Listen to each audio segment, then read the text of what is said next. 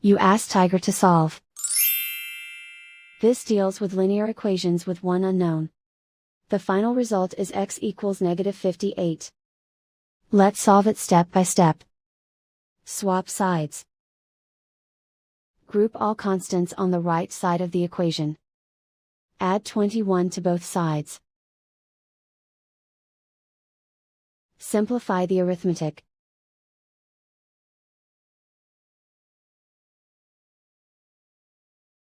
Isolate the x.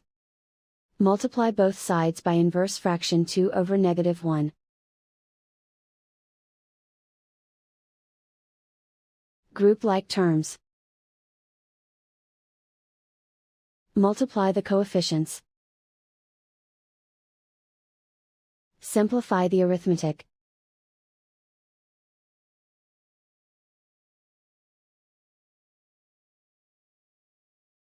And so the final result is x equals -58.